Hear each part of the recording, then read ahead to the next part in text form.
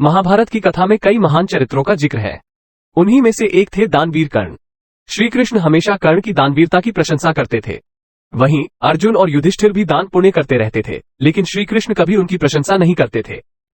एक दिन अर्जुन ने श्री कृष्ण से इसका कारण पूछा।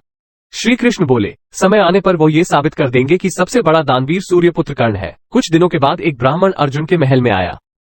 उसने बताया कि पत्नी की मृत्यु हो गई है। उसके दाह संस्कार के लिए उन्हें चंदन की लकड़ियों की जरूरत है। ब्राह्मण ने अर्जुन से चंदन की लकड़ी दान में मांगी। अर्जुन ने अपने मंत्री को आदेश दिया कि राजकोष से चंदन की लकड़ियों का इंतजाम किया जाए, लेकिन उस दिन न तो राजकोष में चंदन की लकड़ियां मिली और न ही पूरे राज्य में।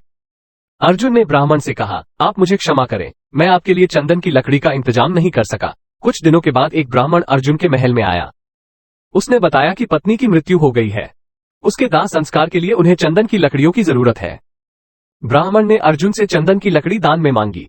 अर्जुन ने अपने मंत्री को आदेश दिया कि राजकोष से चंदन की लकड़ियों का इंतजाम किया जाए, लेकिन उस दिन न तो राजकोष में चंदन की लकड़ियां मिली और न ही पूरे राज्य में।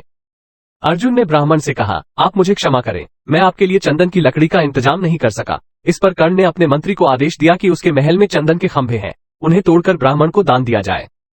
मंत्री ने ऐसा ही किया। ब्राह्मण चंदन की लकड़ी लेकर अपनी पत्नी के दाह संस्कार के लिए चला गया।